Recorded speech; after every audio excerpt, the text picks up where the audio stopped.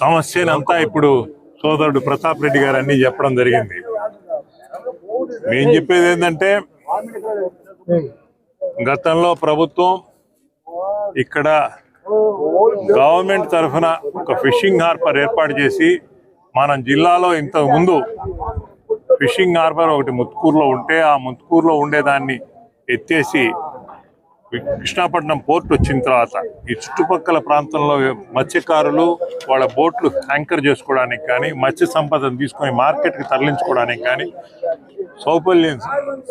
సౌకర్యాలు ఏర్పాటు చేసేదానికి ఇది చేయడం జరిగింది. ఇది పూర్తిగా ఎప్పుడో శాంక్షన్ అయిన దాన్ని 5 సంవత్సరాలు తెలుగుదేశం ప్రభుత్వంలో ఉన్నప్పుడు దాని దృష్టికి ఏం పోలే. నిన్న మొన్న నేను కూడా ప్రెస్లో చూసా, చంద్రబాబు అటు పోతా వచ్చి ఒక శంకుస్థాపన వేసిపోయినాడు, ఇటు వస్తా లోకేష్ ఇప్పుడు ఓపెన్ చేశాడని చెప్పడం జరిగింది. ఎవరు ఏం చేసింది లేదు. జగన్మోహన్ రెడ్డి గారు మళ్ళా అధికారంలోకి వచ్చిన తర్వాత జగన్మోహన్ రెడ్డి గారు దీన్ని స్పీడప్ చేసి దీన్ని స్టార్ట్ చేయడం జరిగింది. స్టార్ట్ చేసి కంప్లీట్ చేశారు. ఇప్పుడే ప్రతాప్ రెడ్డి చెప్పినట్టు కంప్లీట్ చేశారు. కంప్లీట్ చేసిన దాన్ని ఇనాగరేట్ చేయకుండా పోవడం జగన్మోహన్ రెడ్డి గారు.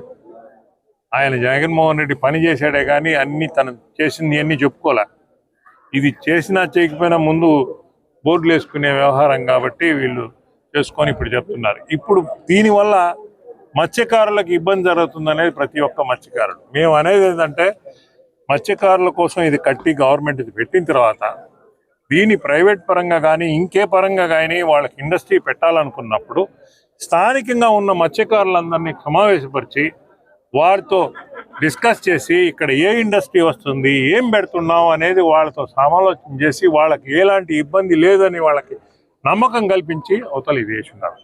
వాళ్ళని రానికుండా చేసి కార్డన్ ఆఫ్ చేసి ఏదో మేము తీసుకొచ్చేస్తున్నాం అని పెడితే కుమారులైన స్థలాలు ఉన్నాయి సముద్ర తీరాన, ఇక్కడే ఎందుకు పెట్టాల్సి వచ్చింది? ఇక్కడ ఆల్రెడీ జగన్మోహన్ రెడ్డి డెవలప్ చేసి ఉన్నాడు కాబట్టి దీని దగ్గర 29.5 ఎకరా పెట్టడం తప్పితే ఇంకేం లేదు.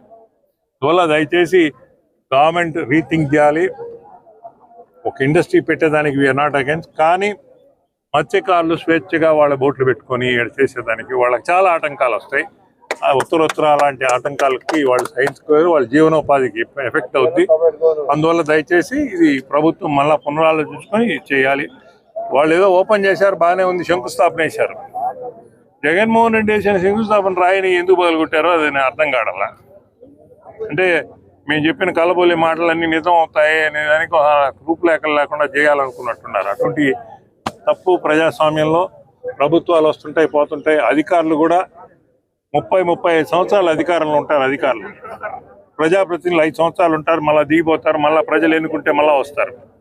కానీ అధికారులు అధికార పార్టీకి పూర్తిగా కొమ్ము కాసి ఇటువంటి ఇన్ని చేసి అవతల వాళ్ళు ఇబ్బందులు పడకూడదని మేము మనం చేస్తూ మత్స్యకారులు ఏంటంటే మేము అందరం ఉంటాం.